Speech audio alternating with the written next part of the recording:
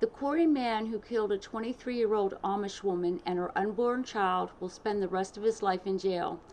Shawn Cranston, 53, was sentenced Monday to 2 consecutive life sentences for the February 2024 murder of Rebekah Byler of Spartansburg and the baby girl she was carrying. Judge Francis Schultz said the consecutive life terms were appropriate given the brutal nature of the killings and the fact that there were 2 victims.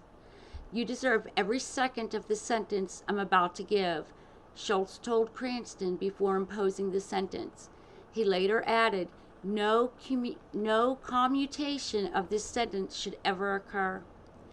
Cranston was found guilty of the first-degree, second-degree murder of an unborn child, burglary, and criminal trespass in Crawford County Court of Common Pleas after a 4-day trial in June. A jury of 7 women and 5 men deliberated just over 3 hours in reaching that verdict. Details of the case are that Cranston entered Byler's home in the 21,000 block of Fish Flats Road just after 10 a.m. February 26th in what prosecutors described as a burglary attempt. Finding Byler home with her 2 children, a boy who was 3 at the time and a girl who was 2, Cranston brutally stabbed Byler, inflicting 9 knife wounds to her neck, trigger warning, then shot her in the lower left forehead, according to testimony and evidence presented at the trial.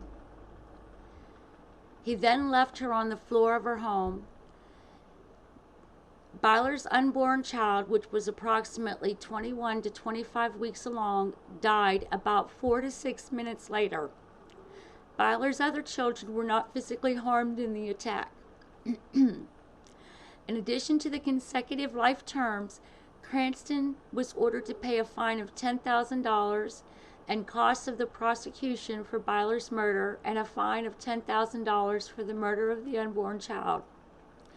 He was also sentenced to 6 to 20 years on the first-degree felony burglary charge and 10 months to 7 years on the third-degree felony criminal trespass charge.